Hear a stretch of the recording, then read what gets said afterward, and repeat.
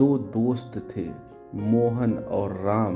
बचपन की मित्रता युवा अवस्था तक आते आते और गहरी हो गई। दोनों ने मिलकर कपड़े का व्यापार शुरू किया। दोनों दोस्त पूरी मेहनत और लगन से व्यापार करने लगे।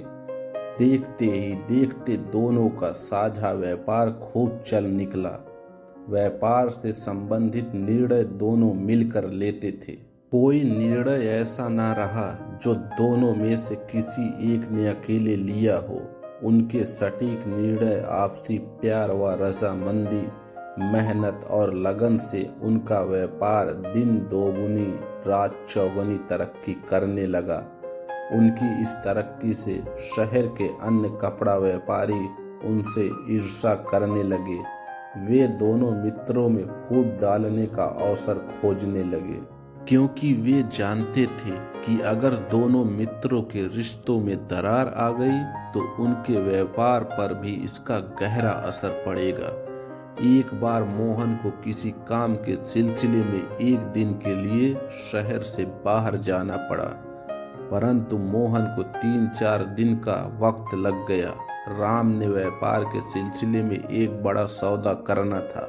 उसने मोहन का 3 दिन तक इंतजार किया। फिर उसे लगा कि अगर यह सौदा जल्दी नहीं किया तो व्यापारिक लाभ का एक अच्छा मौका हाथ से निकल जाएगा।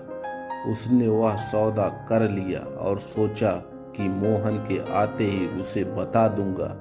मोहन जब शहर वापस आया तो अन्य व्यापारियों ने उसे भड़का दिया कि राम ने अपने व्यक्तिगत लाभ के लिए तुम्हारे बिना बड़ा सौदा कर लिया है। मोहन लोगों के बहकावे में आकर बिना सोचे विचारे राम से इस बात पर झगड़ पड़ा और उससे कहने लगा, राम, मुझे यकीन नहीं आता कि तुमने बिना मेरी राय जाने यह सौदा कर लिया। तुम्हारी हिम्मत कैसे हो गई?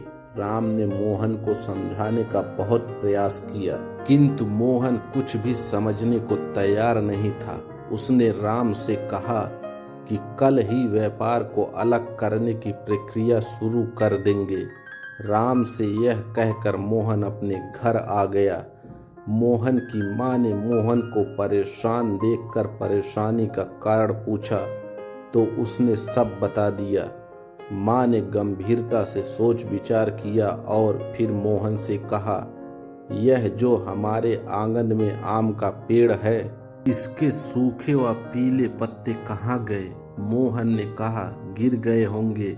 मां ने कहा, अगर नहीं गिरते तो अच्छा होता। मोहन ने अचरज से कहा, अगर नहीं गिरते तो पेड़ कितना खराब लगता। तब मां ने समझाया, इस तरह तुम भी अपने मन से राम के प्रति कुविचार हटाओ और शांत मन से व्यापारिक विषय पर राम से वार्तालाप करो, हल जरूर निकल जाएगा। मोहन को अपनी भूल का एहसास हो गया। वह तुरंत राम के पास गया और हाथ जोड़कर उससे क्षमा मांगी। तब राम ने मोहन को शांति से बैठाकर व्यापारिक सौदे के बारे में समझाया।